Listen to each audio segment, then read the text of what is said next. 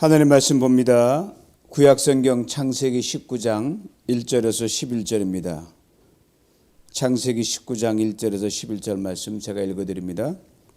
저녁 때 그 두 천사가 소돔에 이르니 마침 롯이 소돔 성문에 앉아 있다가 그들을 보고 일어나 영접하고 땅에 엎드려 절하며 이르되 내 주여 돌이켜 종의 집으로 들어와 발을 씻고 주무시고 일찍 일어나 갈 길을 가소서.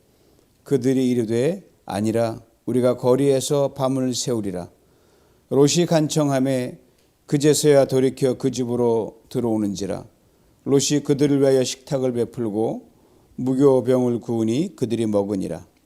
그들이 눕기 전에 그 성사람 곧 소돔 백성들이 노소를 막론하고 원근에서 다 모여 그 집을 에워싸고 롯을 부르고 그에게 이르되 오늘 밤에 내게 온 사람들이 어디 있느냐 이끌어내라. 우리가 그들을 상관하리라. 롯이 문 밖에 무리에게로 나가서 뒤로 문을 닫고 이르되 청하노니 내 형제들아 이런 악을 행하지 말라. 내게 남자를 가까이 하지 아니한 두 딸이 있노라. 청하건대 내가 그들을 너희에게로 이끌어내리니 너희 눈에 좋을 대로 그들에게 행하고 이 사람들은 내 집에 들어왔은즉 이 사람들에게는 아무 일도 저지르지 말라. 그들이 이르되 너는 물러나라. 또 이르되 이자가 들어와서 거류하면서 우리의 법관이 되려 하는도다. 이제 우리가 그들보다 너를 더 헤아리라 하고 롯을 밀치며 가까이 가서 그 문을 부수려고 하는지라. 그 사람들이 손을 내밀어 롯을 집으로 끌어들이고 문을 닫고 문 밖에 무리를 대소를 막론하고 그 눈을 어둡게 하니 그들이 문을 찾느라고 헤매었더라. 아멘. 불가항력의 은혜로 덮으소서, 이런 제목으로 오늘 말씀을 함께 나누기를 원합니다. 날씨가 많이 덥죠? 하나님의 은혜를 사모하는 그 자리에 더위도 넉넉히 이기는 은혜가 있게 될 줄 믿습니다. 오늘 본문 19장의 예를 돕기 위해서 바로 전장인 19장을 잠깐 들여다볼 필요가 있습니다. 18장은 두 개의 에피소드가 담겨 있는데, 하나는 아브라함의 나이 99세, 사라가 89세 때 하나님이 다시 한번 나타나셔서 너 100살 때, 사라 90살 때 내가 아들을 준다라고 하는 약속을 다시 한번 컨펌하시는 장면이 그것이고요. 다른 하나는 소돔의 사람들이 참 악이 크다. 그래서 하나님이 속상하셨다. 그리고 아브라함이 그 소돔 성을 위하여 중보하는 그 내용이 바로 18장에 담겨져 있습니다. 그리고 아브라함이 중보를 마치고 하나님과 헤어집니다. 하나님이 갈 길을 가시고 아브라함의 갈 길을 갑니다. 그리고 저녁이 되고 바로 그 저녁 때 있었던 일이 오늘 본문에 일어나는 장면들입니다. 1절 말씀을 봅니다. 저녁 때 그 두 천사가 소돔에 이르니 마침 롯이 소돔 성문에 앉아 있다가 그들을 보고 일어나 영접하고 땅에 엎드려 절하며. 저녁 때 그 두 천사가 소돔에 이르니라고 했습니다. 소돔의 죄악이 크다 그랬거든요. 얼마나 큰지 천사들이 직접 소돔성에 와서 한번 살펴봐야겠다는 거예요. 뭐 살펴보지 않아도 알지만 기록을 해놨어요. 저녁이라는 표현이 아주 인상적입니다. 저녁, 하나님께는 아침과 저녁과 밤과 낮이 똑같지만 인간에게는 엄청난 차이가 있죠. 죄악 중에 인간은 낮에는 멀쩡한 것처럼 보이지만 저녁과 밤에는 완전 망가지고 아주 미쳐 돌아가는 게 바로 저녁입니다. 라스베가스 한두 번쯤은 다 다녀오셨으리라고 봅니다. 아시는 라스베가스는 우리가 밤의 도시라 그러죠. 땅거미가 지고 어둠이 쫙 깔리면 그때부터 라스베가스는 화려한 조명이 현란하게 사방에서 비추면서 아주 진짜 살아있는 도시로 속된 말로 바뀌어버립니다. 반면에 아침과 낮, 오후에는 밍숭맹숭해요. 죽은 것 같지만 술 취한 사람이 술깨 비실비실하고 아주 밍숭맹숭합니다. 자, 천사가 소돔성을 찾은 경위에 대해 바로 앞장 18장 20절에 이렇게 뒷받침해 줍니다. 여호와께서도 이르시되 소돔과 고모라에 대한 부르짖음이 크고 그 죄악이 심히 무거우니. 그 안에도 괜찮은 사람이 있었다는 걸 알 수 있죠. 너무 그 세력이 너무 약하니까 죽겠다는 거죠. 어떻게든 살려달라는 거죠. 그 죄악이 너무너무 무거우니까 내가 이제 내려가서 그 모든 행한 것이 과연 내게 들린 부르짖음과 같은지 그렇지 않은지 내가 보고 알려 하노라. 자, 이렇게 보면 어떻게 이런 표현 보면 하나님 참 재밌으신 분이세요. 한 방에 끝낼 수도 있는데 속아주는 거죠. 또 한 번 내가 살펴볼게. 이 유예를 주시는 거예요. 하나님의 말씀대로 천사를 소돔성에 시차를 보냅니다. 시간은 저녁 때예요. 천사들이 시차를 나왔을 때 롯이 소돔 성문 앞에 앉아 있었습니다. 왜 성문에 앉아 있었을까요? 천사들이 온다는 소식을 듣고 마중 나왔을까요? 그럴 개연성은 전혀 없어 보입니다.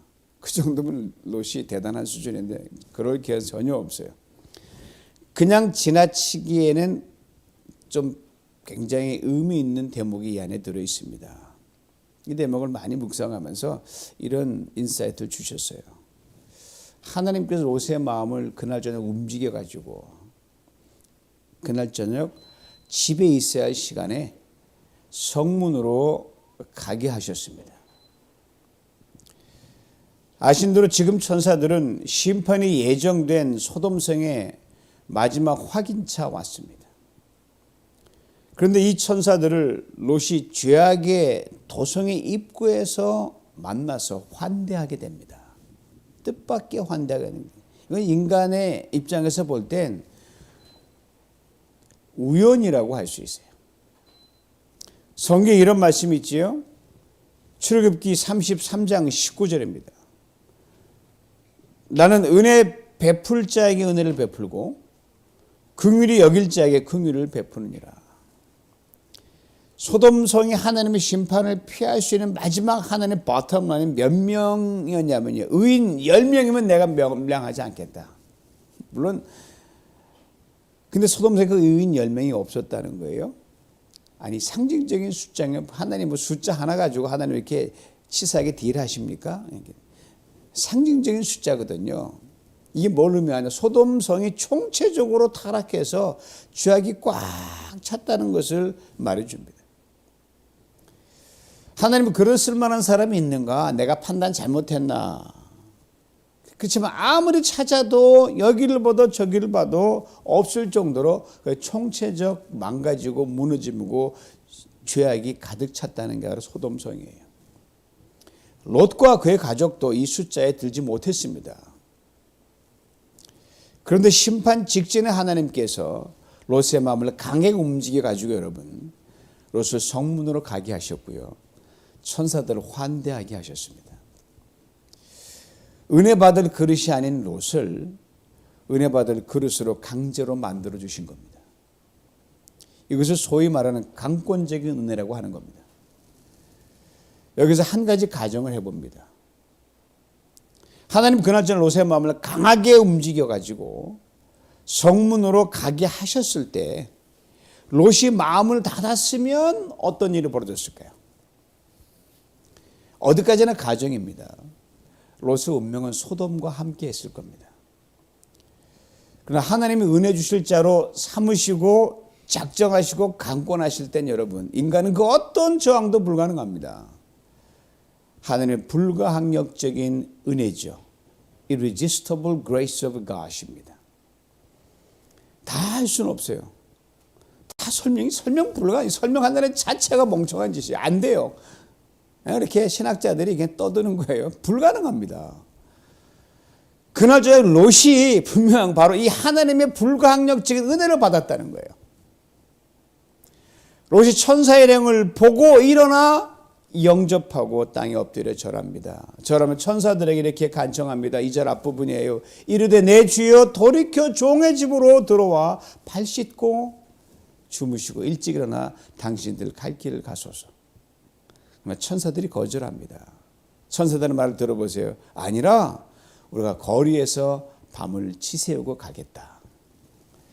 소돔이 나그네를 환대하는 성이 아님을 천사들은 너무너무 잘 알고 있죠. 여러분 중동의 밤 공기 무척 찹니다. 우리 캘리포니아의 사막교회 밤 공기 찬 것보다 훨씬 차거든요. 매섭습니다. 바로 이 매서운 중동의 찬바람보다 더 매섭고 독하고 삐뚤어진 마음이 당 소돔성 사람들의 마음이었습니다.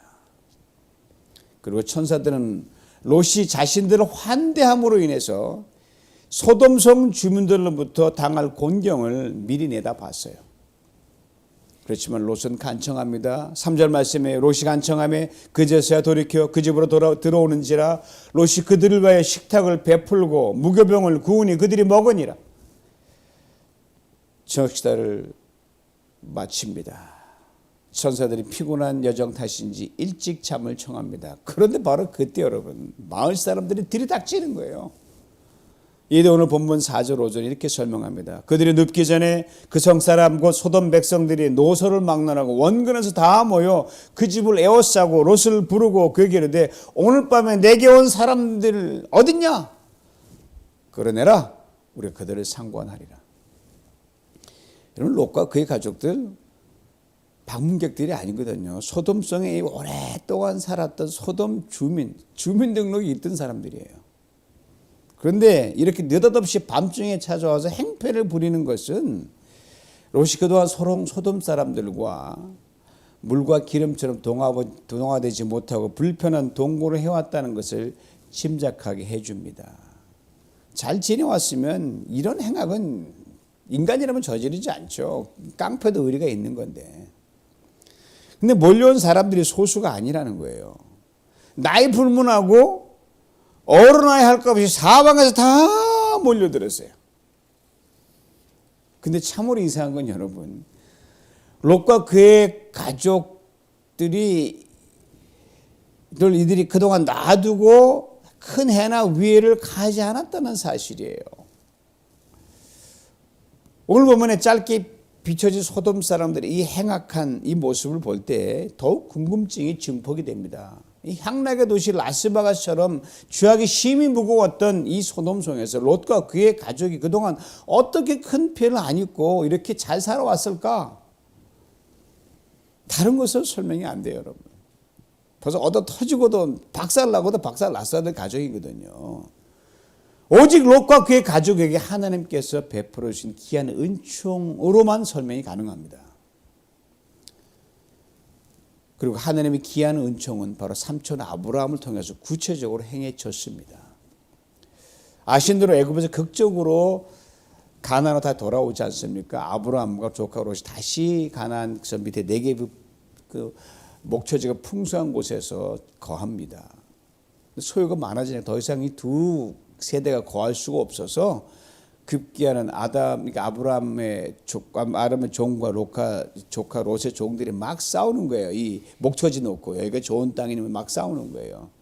아브라함 그거 보니 참 기가 막힌 거예요. 이렇게 싸우려고 우리가 고향 떠났나. 그래서 조카 롯에게 우리 헤어져서 각기 자기 가문을 가꾸어 가자. 그리고 선택권을 롯에게 줍니다. 그때 롯이 선택한 땅이 바로 소돔과 고모라라는 땅이었어요. 롯이 선택한 소돔과 고모라 땅에 대해 창세기 13장 10절 이렇게 심플하게 설명해 줍니다. 여호와의 동산 같고 애굽 땅과 같았더라. 그러나 그 안에 살고 있는 소돔성 사람들은 이런 풍요 속에서 영원히 메말라 가고 있었고 병들어가고 있었고요. 점점 더 거의 심화되어 가고 있었습니다. 13장 13절은 이렇게 설명합니다. 소돔 사람은 여호와 앞에 악하며 큰 죄인이었더라. 하나님이 주신 풍요의 땅이었거든요. 근데 그 풍요가 하나님을 가려버린 겁니다. 가려도 아주 크게 가려버린 거예요. 하나님이 소돔의 풍요 속에 갇혀서 하나님이 하나님이 70개 나 숨 못 쉬겠다 할 정도였어요. 풍요 속의 빈곤이 바로 이런 것이지요. 하나님도 눈에 보이지 않는데 사람들인들 보이겠습니까? 이런 그들에게 어느 날 롯이 이주해 온 거예요. 오늘 본문의 상황을 미뤄볼 때 롯을 그냥 놔둘 사람들이 아닙니다. 그런데 그냥 살게 내버려 두는 거예요. 뭔가 있기 때문에 그런 거 아니겠어요? 아주 어색한 동거예요. 딱히 해코지도 하지 않습니다. 아마 아브라함의 후광이었지 않나 싶습니다. 당시 아브라함 그 지역의 실세였습니다. 아주 유력한 사람이었고요. 든든한 삼촌이 뒷바가 되어준 겁니다. 그냥 삼촌도 아니었거든요. 하나님이 전적인 콜링으로 인해서 부르심을 받은 믿음의 삼촌 아브라함이었거든요. 그래서 인간은 홀로 살아가는 존재가 아닙니다. 서로 기대어 살아가는 존재들입니다. 내가 힘들고 어려울 땐 나를 도와주고 격려해주고 힘이 되어주는 그 누군가가 필요합니다.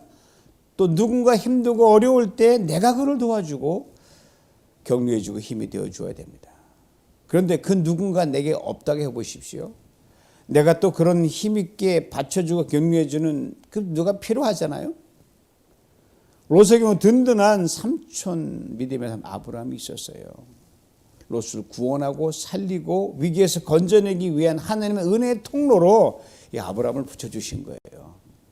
그리고 여러분, 내가 누구를 도울 수 있는 형편에 있다, 그런 유력한 위치에 있다, 그거 자랑거리 아닙니다, 여러분. 하나님은 너 도와주라고 하나님 은혜를 주신 것뿐이에요.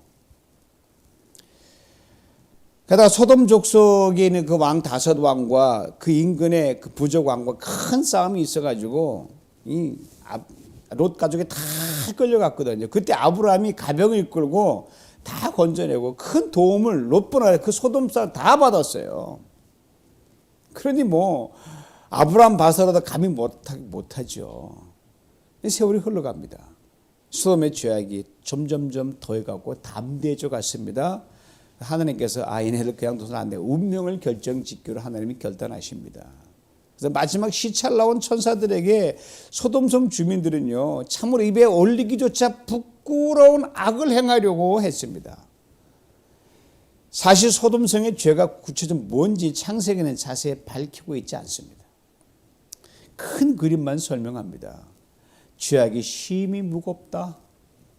그리고 오늘 본문은 그 심히 무거운 죄악 중에 하나를 엿보게 해주는 구절이 나오는데 5절 마지막에 그게 우리가 그들을 상관하리라.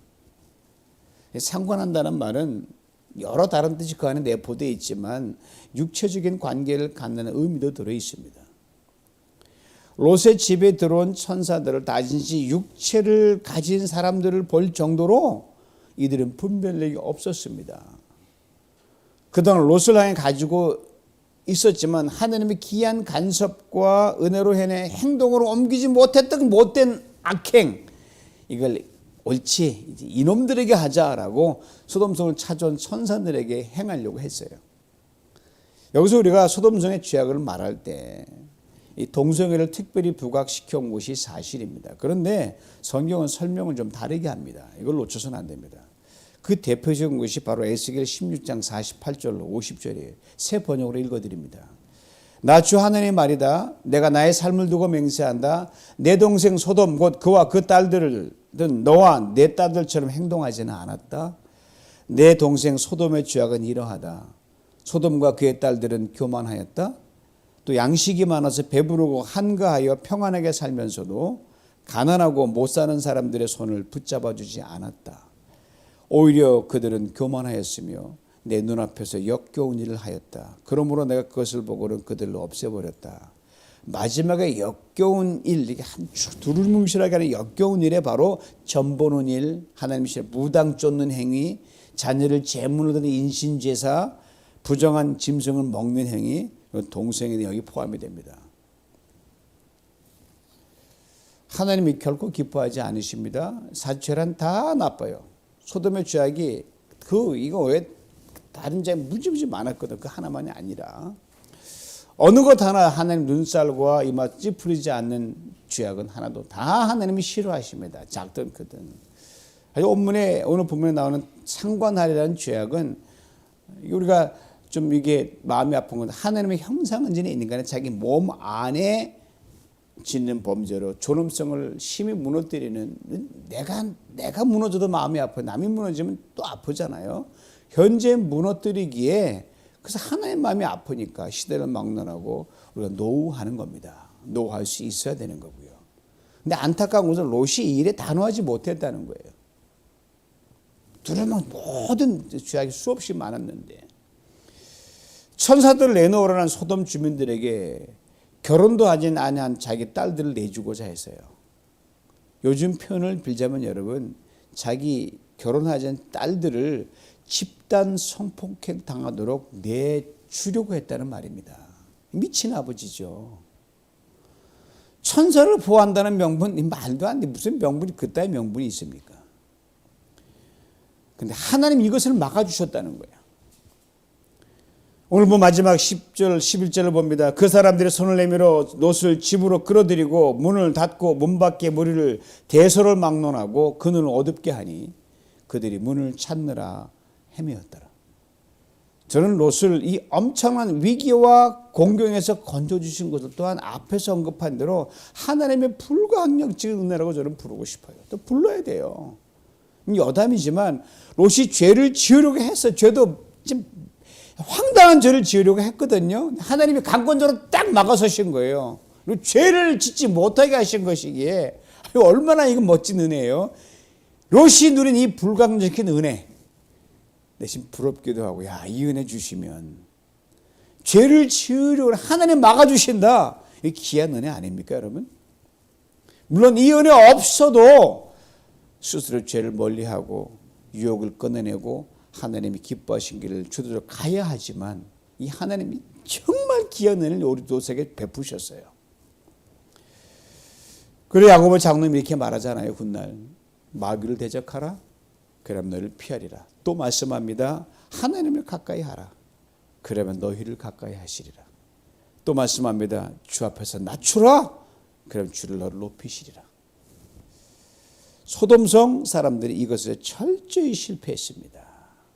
하나님께 철저히 낮추셔서 오가는 세대의 반면교사가 되게 하셨습니다. 그들이 더 못돼서라기보다는 하여튼 반면교사가 되게 하셨어요. 그런데 이 소돔성이 멸망할 때 여러분 구원을 받고 건짐을 받은 사람이 있었는데 바로 롯이었어요. 그 가족. 함께 멸망당할 운명의 사람이었어요. 그러나 웬일인지 롯은 하나님의 불가항력적인 은혜를 받았다란 말입니다. 천사들을 환대하는 자가 되게 하셨고요. 이 못된 사람들로부터 해코지 한다면 그대로 그동안 막아주셨고요. 차마 입에도 올리지도 못하게 부끄러운 죄악을 행하려고 할 때 그조차 못하게 막아주셨어요. 우리 잘나서 그런 게 아니거든요. 결코 소돔성 사람들이 의롭지 못했어요. 그분들보다 롯이. 더 성결하지도 못했습니다. 그가 구원받았다는 사실을 롯을 애써 미화시키려고 한다면 결코 안 될 일입니다. 예수님께서 이 땅에 계실 때 그 어떤 곳보다도 기적과 권능을 많이 행했던 마을들이 있었어요. 고라신, 베세다, 그리고 가버나움 등이었습니다. 그 많은 은혜를 입고 기적을 봤던 도시들이 겸손하지 못하고 그냥 자기들이 잘난 점만 나가니까 예수님이 이렇게 말씀하셔서 내가 너에게 이르노니 심판날에 소돔 땅이 너희보다 견디기 쉽다. 이렇게까지 말씀하셨어요. 소돔보다 더 못된 사람 많아요, 여러분. 주님이 이렇게 말씀하셨어요. 이보다 오래전에 하나님께서 에스겔 선지자를 통해서 이스라엘인들의 죄악성을 지적하면서 소돔도 너희들 같이 않았다고 말씀하셨어요. 롯이 받은 하나님의 불가항력적인 은혜를 생각하면 여러분, 우리가 예수 그리스도 안에서 얻은 구원은요, 롯이 받은 은혜와는 비교할 수 없이 큽니다, 여러분. 이런 우리들이 걸핏하면 세상에 대해서 마치 나는 그들과 달라 너무 쉽게 말하잖아요. 특별히 눈에 띄는 조명되는 악에 대해서는 입에 침을 튀고 죽일 듯이 정죄와 쏘아대잖아요. 그렇다면 예수 그리스도를 통해 상상할 수 없는 불가항적 은혜를 지금까지 받아 누렸던 우리가 세상보다 탁월한 선과 의와 도덕과 윤리기준 살면서 이들을 하나님의 구원으로 나아가는데 견인차 역할을 하고 있는지 진지하게 돌아봐야 됩니다. 소돔, 하나님의 은혜와 구원을 받을 수 있는 도성이었습니다. 그 안에 롯이 있었기 때문입니다. 그런데 아브라함 때문에 롯 하나를 불가항적인 은혜로 끄집어내는데 하나님은 만족하실 수밖에 없어요. 야, 너 하나 건졌다. 그렇게 물어내서 내리는 소돔, 불타는 소돔을 보고 가장 많이 아파하고 눈물 흘렸던 분이 누군지 아셔요? 아브라함 아닙니다. 롯 아니에요. 바로 하나님 자신이었어요. 여러분과 저의 세상에 내놓을 만한 수준이 결코 되지 못합니다. 롯이 소돔성의 다른 주민들에 비해 결코 그 의가 나은 것이 되지 못했듯이 말입니다. 그렇다면 결론은 하나예요. 온 세상을 구원하기 위해 십자가에 죽으시고 부활하신 예수 그리스도를 믿음으로 불광역적인 은혜를 입은 우리들에게 영혼 구원의 사명을 주님이 맡기셨거든요. 자기만 살아남은 롯처럼 살아가서는 되겠습니까? 말이 안 되잖아요. 롯이 낯뜨거운 죄를 지우려고 해도 불광역적 은혜로 막으셨던 하나님이십니다.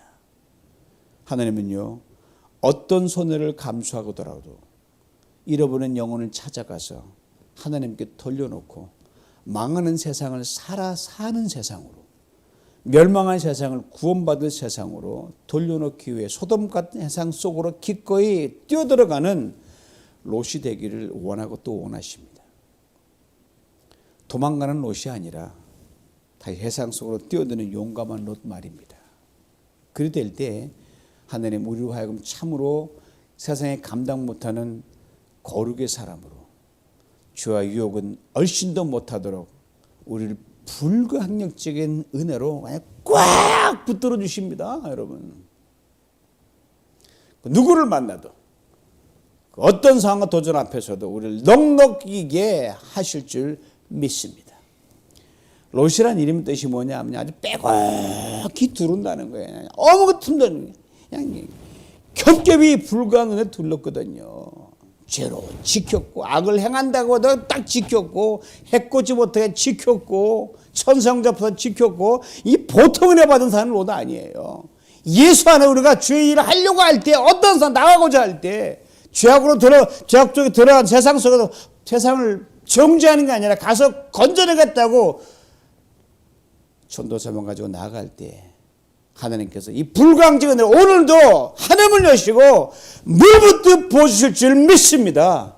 이 은혜를 다 받아 누리시길, 그래서 이 시대의 믿음의 사람 진정한 롯이 될 수 있기를 주님의 이름으로 축원합니다. 하나님 아버지 감사합니다.